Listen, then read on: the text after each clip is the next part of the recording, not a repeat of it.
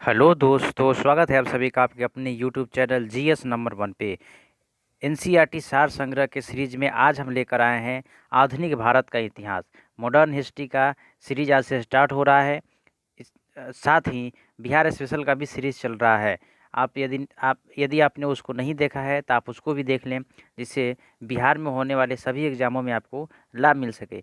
यदि आपने अभी तक चैनल को सब्सक्राइब नहीं किया है तो चैनल को सब्सक्राइब करें, वीडियो को लाइक शेयर एंड कमेंट करना ना भूलें, जिससे बाकी सभी दोस्तों को इसका लाभ मिल सके। तो आइए शुरू करते हैं आज का अपना सेशन, आधुनिक भारत का इतिहास। इसमें हम सबसे पहले देखेंगे यूरोपीय कंपनियों का आगमन।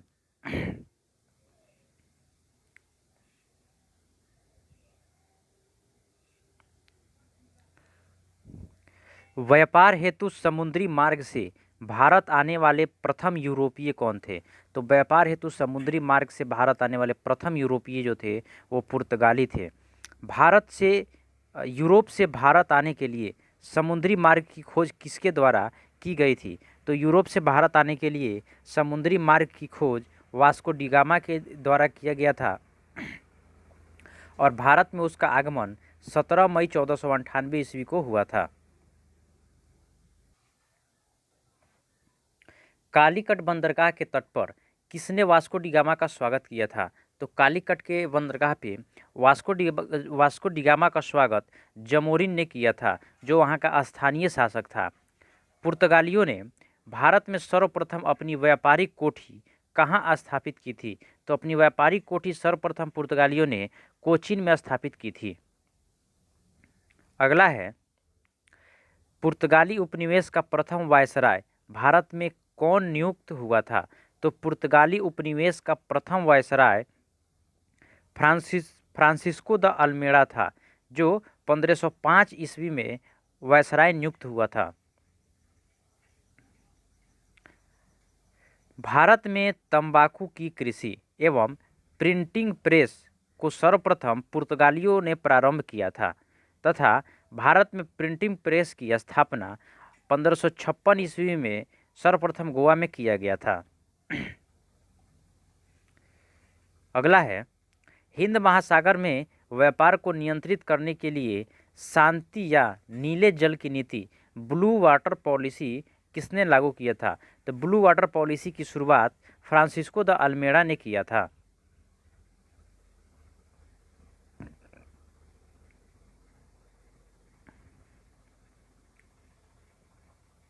कुछ खोजकर्ताएं हैं और उनसे संबंधित देश है।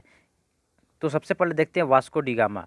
वास्को डिगामा ने भारत की खोज की थी और कोलंबस ने अमेरिका की और कैप्टन जेम्स कुक ने ऑस्ट्रेलिया की। तस्मान ने तस्मानिया एवं न्यूजीलैंड की खोज की। बार्थोलोमियस डिजायर ने केप ऑफ गुड होप की खोज की थी।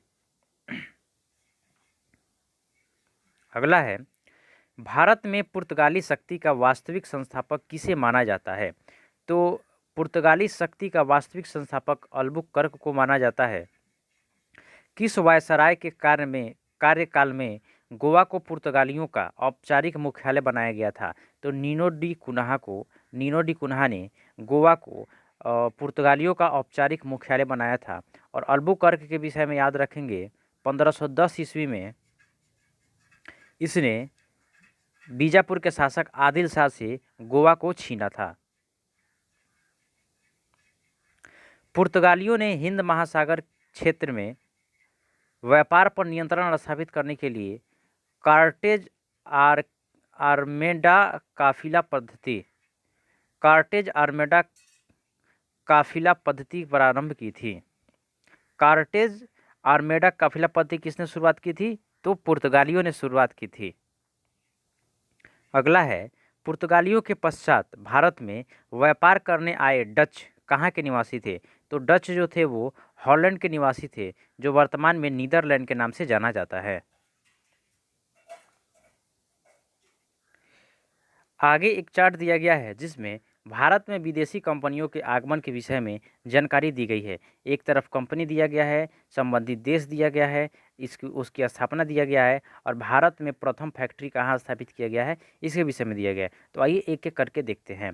पुर्तगाली ईस्ट इंडिया कंपनी, एस्तादो द इंडिया, यह पुर्तगाल देश से संबंधित है और इसकी स्थापना 1498 ईस्वी में की गई थी और इसने भारत में प्रथम फैक्ट्री कोचीन में स्थापित की। अंग्रेजी East India Company, the Governor and Company of Merchant of London trading in to the East India, यह ब्रिटेन से संबंधित था और इसकी स्थापना 1600 ईस्वी में की गई थी और इसने भारत में, किसने, ईस्ट इंडिया कंपनी ने भारत में सर्वप्रथम अपनी फैक्ट्री सूरत में लगाई थी। United East India Company of Netherland, यह हॉलैंड से संबंधित था और इसकी स्थापना 1602 ईस्वी में किया गया था और सर्वप्रथम मसूलीपट्टनम में इसने अपनी प्रथम फैक्ट्री स्थापित की थी। Danish east India company, Danish east India company Denmark से संबंधित था और 1616 ईस्वी में इसने अपनी पहली कंपनी भारत में त्रावणकोर में स्थापित की। फ्रांसीसी ईस्ट इंडिया कंपनी, द इंडियंस ओरिएंटलेस, यह फ्रांस देश से संबंधित था और इसकी स्थापना 1664 ईस्वी में की गई थी और इसने फ्रांसीसी ईस्ट इंडिया कंपनी ने भारत में सर्वप्रथम सूरत में अपनी प्रथम कंपनी स्थापित की थी। यूरोपीय व्यापारियों का भारत में आगमन, तो सबसे पहले पुर्तगाल भारत में आता है, उसके बाद डच भारत में आता है, उसके बाद ब्रिटिश भारत में आते हैं, उसके बाद डेनिश आते हैं, फिर फ्रांसीसी और सबसे अंत में स्वीडिश आते हैं।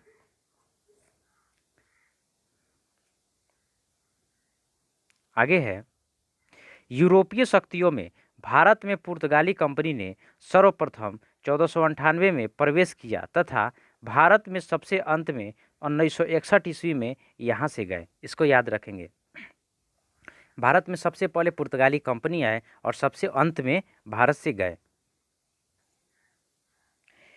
किस यूरोपीय शक्ति द्वारा भारत में मसालों के निर्यात के स्थान पर कपड़ों के निर्यात को प्राथमिकता दिया गया था? तो मसालों के निर्यात के स्थान पर कपड़ों के निर्यात को प्राथमिकता डचों के द्वारा दिया गया था। अगला है,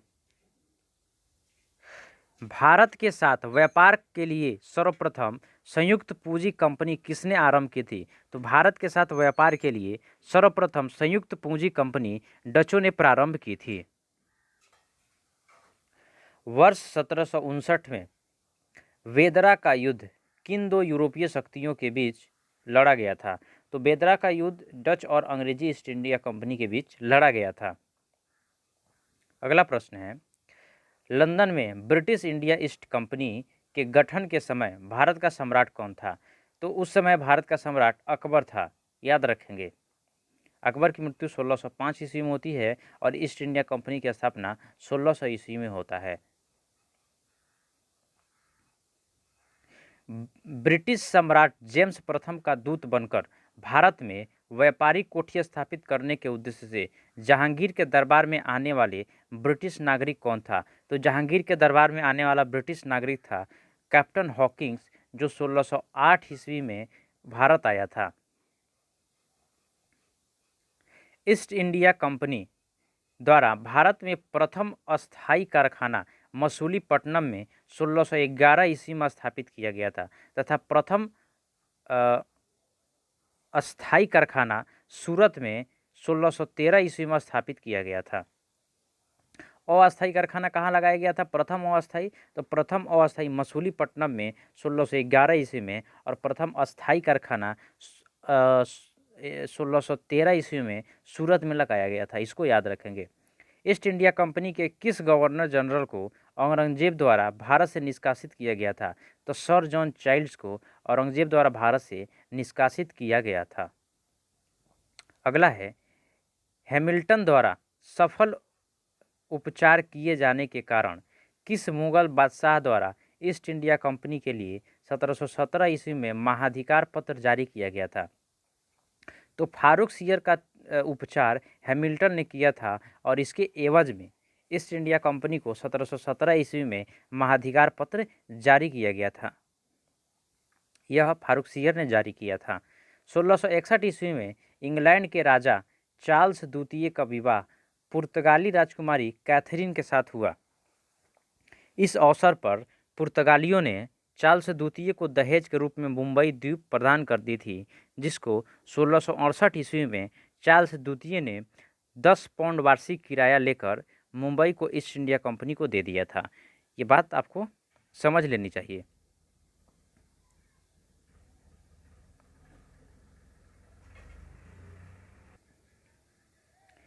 कुछ प्रमुख शहर दिए गए हैं और उनके संस्थापक दिए गए हैं। एक तरफ शहर का नाम दिया गया है और दूसरे तरफ संस्थापक का नाम दिया गया है। पहला है कलकत्ता। कलकत्ता की स्थापना संस्थापक जॉब चेरनॉक थे। मद्रास के संस्थापक फ्रांसिस डे थे और नई दिल्ली के संस्थापक एडविन लुटियन व हर्बर्ट बेकर थे। और मुंबई का संस्थापक गोराल्ड अग्नियार थे। यूरोपवासियों के लिए सर्वोत्तम सोरा और अफीम प्राप्ति का मुख्य क्षेत्र था। तो यूरोपियों के लिए सर्वोत्तम सोरा और अफीम बिहार से प्राप्त होता था। वर्ष 1664 में फ्रांसीसी कंपनी की स्थापना किसके प्रयासों से किया गया था? तो वर्ष 1664 ईस्वी में फ्रांसीसी कंपनियों की स्थापना कोलबर्ट के सहायता से किया गया था। फ्रांसिस कंपनी की स्थापना किसके कार्यकाल में की गई थी? तो फ्रांसिस कंपनी की स्थापना लुई 14वें के कार्यकाल में किया गया था। फ्रैंक कैरो के द्वारा भारत में प्रथम फ्रांसीसी फैक्ट्री की स्थापना कहाँ की गई थी? तो फ्रैंक कैरो के द्वारा भारत में प्रथम फ्रांसीसी फैक्ट्री की स्थापना सूरत में की गई थी। और कब की गई थी? तो 1668 ईस्वी में किया गया था। अगला है, फ्रांसीसी गवर्नर डुप्ले ने पहली बार भू क्षेत्र अर्जित करने के उद्देश्य से भारतीय राजाओं के विवादों में भाग लेने की नीति आरंभ की थी। इसको याद रखेंगे। भारतीय राज्यों के विवादों में भाग लेने की नीति का आरंभ किसने किया था? तो फ्रांसीसी गवर्नर डुप्ले ने किया था। फ्रांसीसियों द्वारा फोर्ट लुई नामक किला कहाँ बनवाया गया? तो फ्रांसीसियों द्वारा फोर्ट लुई नामक किला पांडिचेरी में बनवाया गया था। पांडिचेरी का प्रथम फ्रांसीसी गवर्नर कौन था? तो पांडिचेरी का प्रथम फ्रांसीसी गवर्नर फ्रैंको मार्टिन था। पुर्तगालियों को सौली के स्थान पर किस अंग्रेज अधिकारी ने पराजित किया? तो थॉमस बेट्स ने पराजित किया था। वंडीबास का युद्ध 1760 ईस्वी में अंग्रेजों ने किसे पराजित किया? तो अंग्रेजों ने फ्रांस को पराजित किया था। कर्नाटक का युद्ध किनके मध्य लड़ा गया था? तो कर्नाटक का युद्ध अंग्रेज एवं फ्रांस के बीच लड़ा गया था। प्रथम कर्नाटक युद्ध किस संधि के माध्यम से समाप्त हुआ? तो प्रथम कर्नाटक युद्ध एक्सलासापल की संधि से 1748 ईस्वी में समाप्त हुआ था।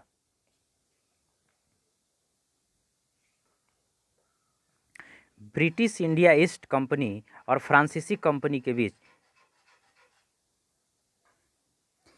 ईस्ट इंडिया कंपनी और फ्रांसीसी कंपनियों के बीच जितने भी युद्ध हुए थे उसको कर्नाटक युद्ध के नाम से जाना जाता था। और 3 कर्नाटक युद्ध हुए थे। प्रथम कर्नाटक युद्ध 1746 से 48 के बीच हुआ था।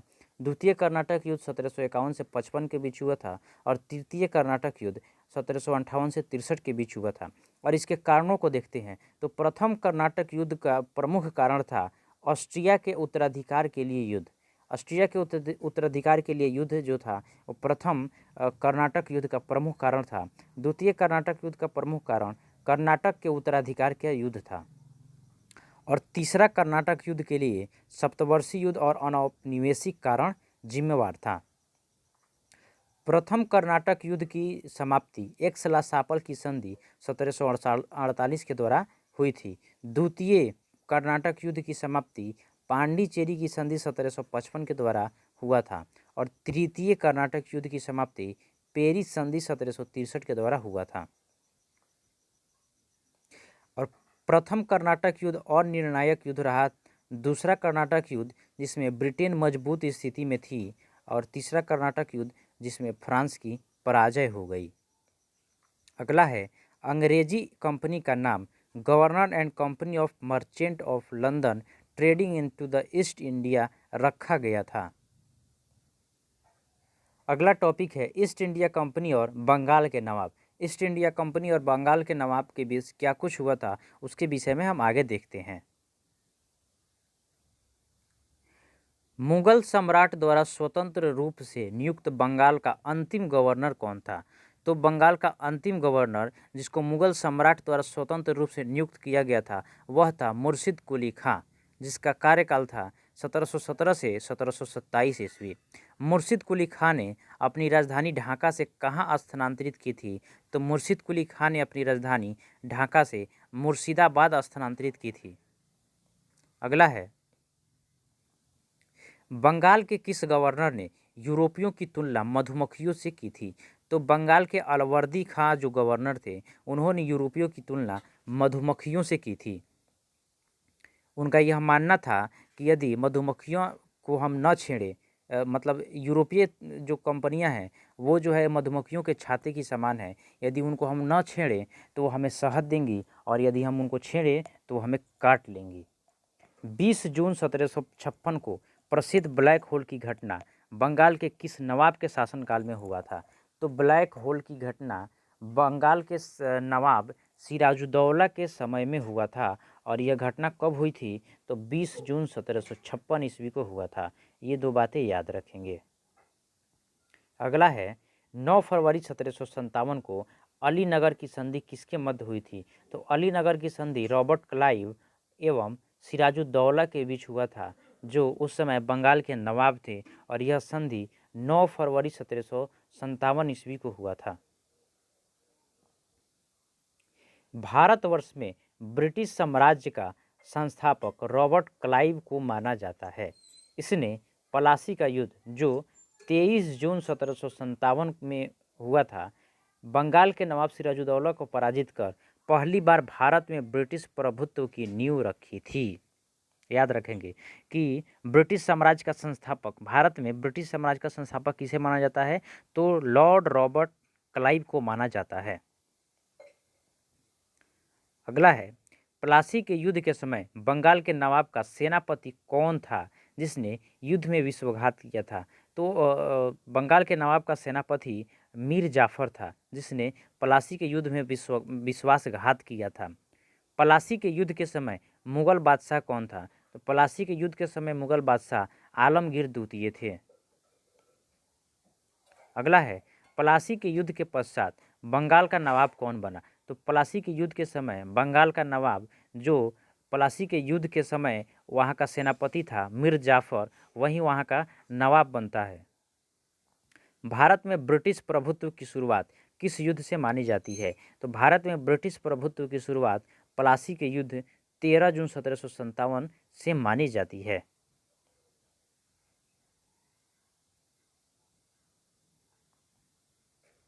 वर्ष 1760 में अंग्रेजों ने मीर जाफर को हटाकर किसे बंगाल का नवाब बनाया था?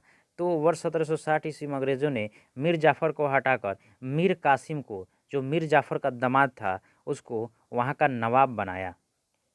22 अक्टूबर 1764 को बक्सर के युद्ध में अंग्रेजों ने मीर कासिम, अवध के नवाब शुजाउद्दौला तथा दिल्ली के मुगल सम्राट शाह आलम द्वितीय की सम्मिलित सेना को पराजित किया था। प्लासी के युद्ध के समय प्लासी के युद्ध के बाद एक और युद्ध होता है बक्सर का युद्ध, जो 22 अक्टूबर 1764 ईस्वी को होता है, जिसमें एक तरफ अंग्रेजी ईस्ट इंडिया कंपनी का सेना थी और दूसरी तरफ बंगाल के निर्वासित नवाब जो था मीर कासिम की सेना और अवध का नवाब शुजाउद्दौला की सेना और दिल्ली के मुगल सम्राट शाह आलम की सेना, इन तीनों की संयुक्त सेना को ब्रिटिश ईस्ट इंडिया कंपनी हरा देती है।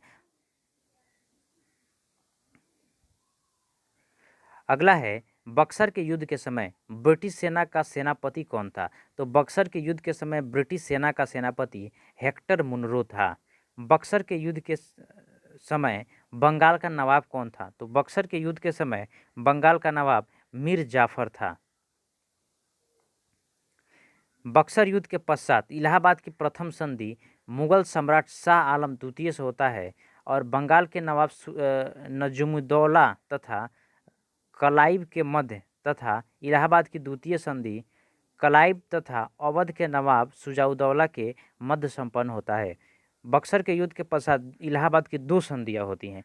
प्रथम संधि में मुगल सम्राट शाह आलम द्वितीय और बंगाल के नवाब नजमुद्दौला और रॉबर्ट क्लाइव के मध्य प्रथम संधि होती है और इलाहाबाद की दूसरी संधि रॉबर्ट क्लाइव तथा अवध के नवाब शुजाउद्दौला के मध्य संपन्न होती है। इसको याद रखेंगे। किस संधि के माध्यम से अंग्रेजों को बंगाल, बिहार और उड़ीसा की दीवानी प्राप्त होती है? तो इलाहाबाद की संधि से अंग्रेजों को बंगाल, बिहार तथा उड़ीसा की दीवानी प्राप्त होती है। स्वर्ग से उत्पन्न सेनानायक किसे कहा गया है? तो रॉबर्ट क्लाइव को स्वर्ग से उत्पन्न सेनानायक कहा गया है। इलाहाबाद की संधि के पश्चात बंगाल में द्वैत शासन की स्थापना किसके द्वारा की गई? तो इलाहाबाद की संधि के पश्चात बंगाल में द्वैत शासन की स्थापना रॉबर्ट क्लाइव ने की थी। आगे एक चार्ट है जिसमें प्रमुख घटनाएं और उनकी तिथियां दी गई है। पहला है ब्लैक होल की घटना। ब्लैक होल की घटना 20 जून 1756 ईस्वी को हुआ था। अलीनगर की संधि 9 फरवरी 1757 ईस्वी को हुआ था। अलीनगर की संधि 9 फरवरी 1757 ईस्वी को हुआ था। पलासी का युद्ध 23 जून 1757 ईस्वी को हुआ था। बक्सर का युद्ध 22 अक्टूबर 1764 ईस्वी को हुआ था और इलाहाबाद की प्रथम संधि 22 अगस्त 1765 ईस्वी को और इलाहाबाद की दूसरी संधि 12 अगस्त 1765 ईस्वी को प्रथम संधि हुआ था। इलाहाबाद की प्रथम संधि कब हुआ था? 12 अगस्त 1765 ईस्वी को और इलाहाबाद की दूसरी संधि 16 अगस्त नहीं, इसको 15 अगस्त कर लीजिए, 15 अगस्त 1765 ईस्वी को हुआ था। और बनारस की संधि वर्ष 1773 ईस्वी में हुआ था।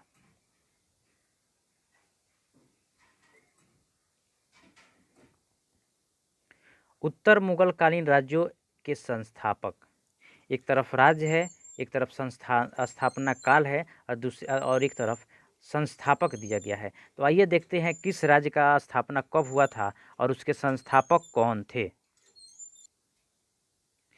बंगाल की स्थापना 1717 से 1727 के बीच हुआ था और इसकी स्थापना मुर्शिद कुली खान ने की थी। हैदराबाद की स्थापना 1724 ईस्वी में हुई थी और इसकी हैदराबाद का संस्थापक निजाम उल मुल्क था, जिसको चिनकिलीज खां के नाम से भी जाना जाता था। भरतपुर का स्थापना 18वीं शताब्दी में हुआ था और इसका संस्थापक चूड़ामन और बदन सिंह थे। कर्नाटक की स्थापना भी 18वीं सदी में ही हुई और इसके संस्थापक सदातुल्ला खां थे। अवध की स्थापना 1722 से 1724 के बीच हुआ, जिसके संस्थापक सआदत खां थे और सआदत खां को बुरहान उल मुल्क के नाम से भी जाना जाता था। जयपुर की स्थापना 18वीं सदी में हुआ और इसके संस्थापक सवाई राजा जयसिंह थे। रुहेल पठान का स्थापना 18वीं सदी में ही हुआ और इसके संस्थापक मोहम्मद खां बंगस थे। मैसूर का स्थापना 18वीं सदी में ही हुआ और इसके संस्थापक हैदर अली थे।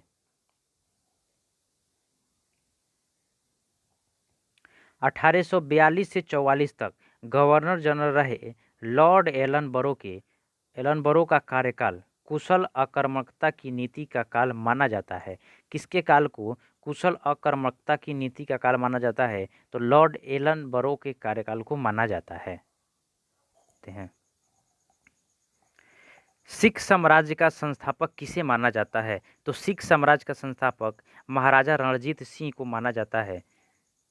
महाराजा रणजीत सिंह किस मिशन से संबंधित थे? तो महाराजा रणजीत सिंह सुकेर चकिया मिशन से संबंधित थे।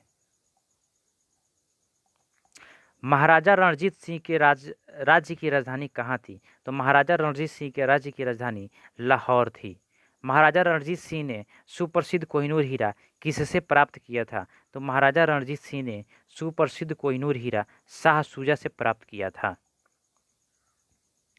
25 अप्रैल 1809 को अमृतसर की संधि किसके मध्य संपन्न हुई थी? तो अमृतसर की संधि महाराजा रणजीत सिंह और अंग्रेजों के मध्य संपन्न हुआ था। और अमृतसर की संधि कब हुई थी? तो 25 अप्रैल 1809 ईस्वी को हुआ था। महाराजा रणजीत सिंह एक धर्मनिरपेक्ष शासक थे। इन्होंने कहा था कि ईश्वर की इच्छा थी कि मैं सब धर्मों को एक निगाह से देखूं, इसलिए उसने दूसरी आंख की रोशनी ले ली। अगला है, वर्ष 1845 में प्रारंभ हुए प्रथम आंग्ल सिख युद्ध के दौरान भारत का गवर्नर जनरल कौन था? तो प्रथम आंग्ल सिख युद्ध के दौरान भारत का गवर्नर जनरल लॉर्ड हार्डिंग प्रथम थे। प्रथम आंग्ल सिख युद्ध किस संधि के द्वारा समाप्त हुआ? तो प्रथम आंग्ल सिख युद्ध लाहौर के संधि के द्वारा समाप्त हुआ था और लाहौर की संधि 1806 ईस्वी में हुई थी। महाराणा रणजीत सिंह का उत्तराधिकारी कौन था? तो महाराणा रणजीत सिंह का उत्तराधिकारी खड़ग सिंह थे। एक चार्ट दिया गया है जिसमें महत्वपूर्ण संधियों के विषय में जानकारी दी गई है। तो आइए एक एक संधि के बारे में देखते हैं। पहला है पुरंदर की संधि। पुरंदर की संधि 1665 ईस्वी में हुआ था।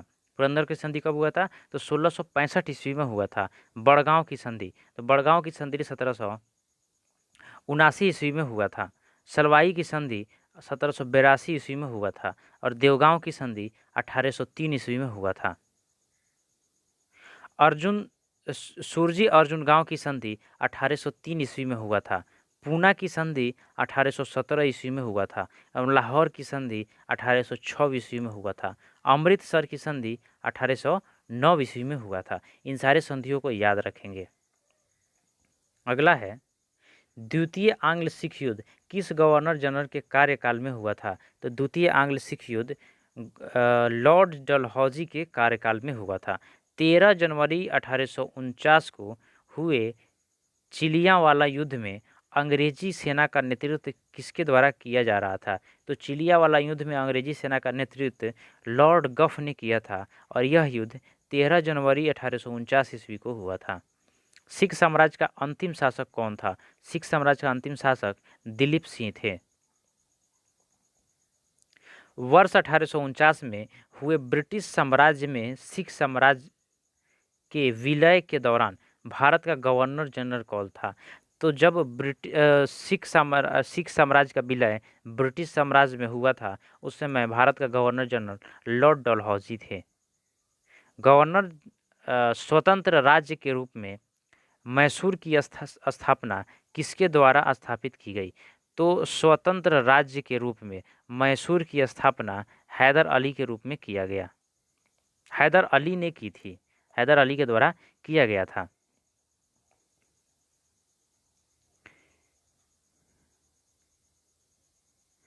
आगे एक चार्ट दिया गया है जिसमें आंग्ल मैसूर संघर्ष के विषय में जानकारी दी गई है। तो आंग्ल मैसूर मुख्य रूप से 4 हुए थे। आंग्ल मैसूर युद्ध 4 आंग्ल मैसूर हुए थे। आइए एक एक करके उसके विषय में जानते हैं। प्रथम आंग्ल मैसूर युद्ध 1767 से 69 के बीच हुआ था और उस समय मैसूर का शासक हैदर अली थे और बंगाल का गवर्नर लॉर्ड बेरलेस्ट था। और प्रथम आंग्ल मैसूर युद्ध की समाप्ति मद्रास की संधि 1769 ईस्वी के द्वारा समाप्त हुआ था। हैदर अली दक्षिण भारत का प्रथम शासक था जो अंग्रेजों से पराजित नहीं हुआ था। इसके विषय में याद रखेंगे। अब आते हैं द्वितीय आंग्ल मैसूर युद्ध की तरफ। तो द्वितीय आंग्ल मैसूर युद्ध 1780 से 84 के बीच हुआ था और उस समय भी मैसूर का शासक हैदर अली ही था और उस समय बंगाल का शासक वारेन हेस्टिंग्स था। और द्वितीय आंग्ल मैसूर युद्ध की समाप्ति मंगलौर की संधि से हुई जो संधि 1784 ईस्वी में हुआ था। हैदर अली की मृत्यु के बाद टीपू सुल्तान के नेतृत्व में यह युद्ध हुआ था। तृतीय आंग्ल मैसूर युद्ध 1790 से 92 ईस्वी तक चला और उस समय मैसूर का शासक टीपू सुल्तान था और बंगाल का गवर्नर लॉर्ड कॉर्नवालिस था। और यह संधि श्रीरंगपट्टनम की संधि जो 1792 ईस्वी में हुआ था उससे समाप्त हुआ और टीपू सुल्तान की स्थिति कमजोर हो गई थी। अगला है चतुर्थ आंग्ल मैसूर युद्ध। चतुर्थ आंग्ल मैसूर युद्ध 1799 ईस्वी में हुआ था, जिसमें मैसूर का शासक टीपू सुल्तान ही था और बंगाल का गवर्नर जनरल लॉर्ड वेजली था। और यह संधि मैसूर सहायक संधि से समाप्त होता है। टीपू सुल्तान की मृत्यु हो जाती है और मैसूर में पुनः वडियार वंश की स्थापना होता है और अंग्रेजों ने वडियार वंश के शासक से सहायक संधि